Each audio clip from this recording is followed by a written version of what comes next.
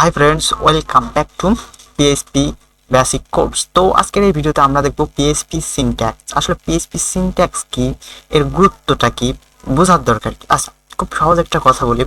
Most of the programming language, সমস্ত programming ল্যাঙ্গুয়েজেই ধরো তাদের অ্যালগরিদম, লুপ ইত্যাদি সব কিছু প্রায় সেমই হয়, কিন্তু তাদের ভিতর একটা জিনিস পার্থক্য হয়, সেটা হলো তার সিনট্যাক্স।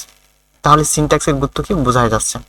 আমরা যখন একটা প্রোগ্রামিং ল্যাঙ্গুয়েজ থেকে অন্য একটা প্রোগ্রামিং ল্যাঙ্গুয়েজে শিফট করি, কারণ আমরা যখন একটা সিস্টেম ডিজাইন করি তখন আমাদের একই প্রজেক্টে মাল্টিপল টাইপের প্রোগ্রামিং ল্যাঙ্গুয়েজের ব্যবহার হতে পারে। তো সেই সমস্ত ক্ষেত্রে আমাদের মাল্টিপল প্রোগ্রামিং ল্যাঙ্গুয়েজ, একটা প্রোগ্রামিং ল্যাঙ্গুয়েজ শিখলেই বাকি প্রোগ্রামিং ল্যাঙ্গুয়েজগুলো শেখা সহজ হয়। কেন? কারণ আমরা শুধু সিনট্যাক্স শিখি।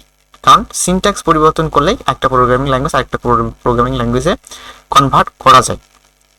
তো সিনট্যাক্স কি, স্টেটমেন্ট কি, এই ভিডিওতে আমরা বিস্তারিত ক্লিয়ার হব। তো চলো ভিডিওটি শুরু করি। তো প্রথমে চলে যাবো আমি আমার ফাইল মানে উইন্ডোজ এক্সপ্লোরার। এখান থেকে আমি আসবো জ্যাম ফোল্ডারে।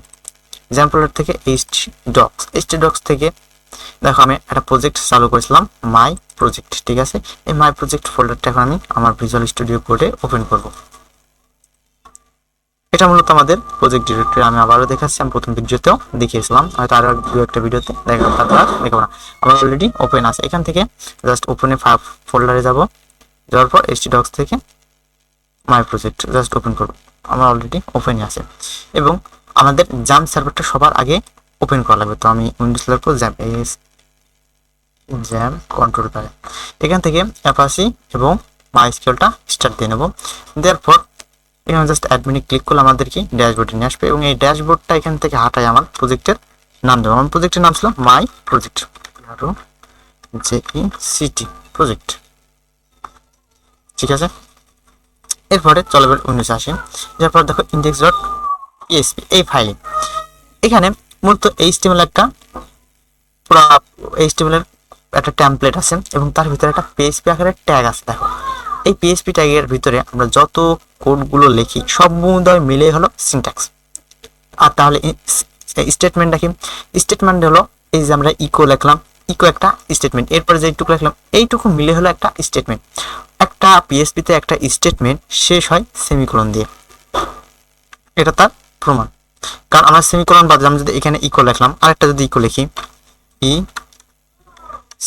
ইকো, এখানে লিখলাম হাই, জাস্ট হাই লিখলাম, বড় হাতের হাই লিখলাম, তাহলে সেমিকোলনের জন্য কিন্তু এখন এই দুইটা স্টেটমেন্টে এখন এক্সিকিউশন হবে। আমি যদি এখানে আসি এবং এটাকে রিপ্লেস করি, আর কি বড় হাই। ঠিক আছে, কিন্তু আমি যদি সেমিকোলনটা না দিই, অর্থাৎ একটা স্টেটমেন্ট শেষ হওয়ার পর যদি আরেকটা স্টেটমেন্ট শুরু করি সেমিকোলন না দিই, তাহলে কিন্তু এটা কিন্তু এখন ইরর থ্রো করবে। এটা কি এখন একটা ইরর থ্রো করেছে। তাহলে কি সিনট্যাক্স কি, স্টেটমেন্ট কি বোঝা গেল। তাহলে এই সমুদ্র মিলে যে কোডগুলো থাকবে সেটাকে বলেছে সিনট্যাক্স। আর এক একটা স্টেটমেন্ট মানে এক একটা লাইন অথবা সেমিকোলনের আগে যে অংশ কোডগুলো থাকে সেগুলোকে বলা হচ্ছে এক একটা স্টেটমেন্ট।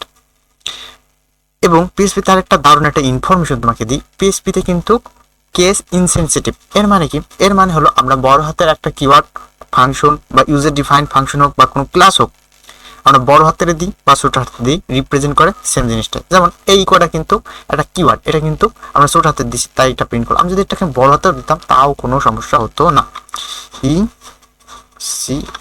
ইকো, তাও কোনো সমস্যা হওয়ার কথা না। কিন্তু পিএইচপির ভেরিয়েবলগুলো কিন্তু কেস সেন্সিটিভ, অর্থাৎ আমরা একটা ভেরিয়েবল তার বড় হাতের অক্ষর এবং ছোট হাতের অক্ষর সম্পূর্ণ আলাদা। আমরা যখন ভেরিয়েবলের পার্ট পড়াবো তখন আরো বিস্তারিত আলোচনা করব। এবার চলো আরেকটা জিনিস দেখি, সেটা হলো পিএইচপি কমেন্ট। মোটামুটি সমস্ত প্রোগ্রামিং ল্যাঙ্গুয়েজে কমেন্ট আছে। তো পিএইচপিতে কমেন্ট আছে দুই রকম, একটা হলো সিঙ্গেল লাইন কমেন্ট, একটা হলো মাল্টিপল লাইন কমেন্ট। আমরা যদি কোনো স্টেটমেন্টের আগে যদি ডবল স্ল্যাশ দিই, তার মানে সেটা হলো কমেন্ট, সেটা কিন্তু আর এক্সিকিউশন হয় না, অর্থাৎ এটা কম্পাইলার ইগনোর করে, শুধু হয়। এবং মাল্টিপল লাইন কমেন্ট, যদি মাল্টিপল লাইন কমেন্ট দেখি তো একটা স্ল্যাশ, তারপরে স্টার চিহ্ন, তারপরে আবার স্টার চিহ্ন, তারপরে স্ল্যাশ, এটা হচ্ছে মাল্টিপল লাইন কমেন্ট। ঠিক আছে, কোনো কিছুই নাই, কারণ কোনো কিছু আমি সব কিছু কমেন্ট করে দিয়েছিলাম। আচ্ছা, কিন্তু আমরা তো ভিজুয়াল স্টুডিও কোড ব্যবহার করি, তো আমাদের কাছে যে কোনো প্রোগ্রামিং ল্যাঙ্গুয়েজের কমেন্ট কোনো ব্যাপারই না। আমরা জাস্ট যতগুলো লাইন কমেন্ট করার দরকার ততগুলো সিলেক্ট করবো, কন্ট্রোল স্ল্যাশ। সমস্ত প্রোগ্রামিং ল্যাঙ্গুয়েজে একই কথা। ভিজুয়াল স্টুডিও কোডের এটা একটা ব্যাপক সুবিধা আমি মনে করি। তবে আমাদের এই কমেন্টগুলো খুবই দরকার হয়। আমরা যখন কোনো বড় বড় প্রজেক্ট করি তখন প্রজেক্টের ভিতরে কোন ফাইল আছে, সেই ফাইলের কি নাম আছে, ইত্যাদি ইত্যাদি বিষয়ে একটা সংক্ষিপ্ত ডিসক্রিপশন থাকলে আমাদের ওই জিনিসটা বুঝতে সুবিধা হয়। তো কমেন্ট অবশ্যই একটা ভালো প্র্যাকটিস। তো আজকের ভিডিও এই পর্যন্তই, দেখা হবে পরবর্তী ভিডিওতে। সুস্থ থাকবেন, ভালো থাকবেন, এবং যদি ভিডিওটি ভালো লাগে একটা লাইক অবশ্যই করেন। আল্লাহ হাফেজ।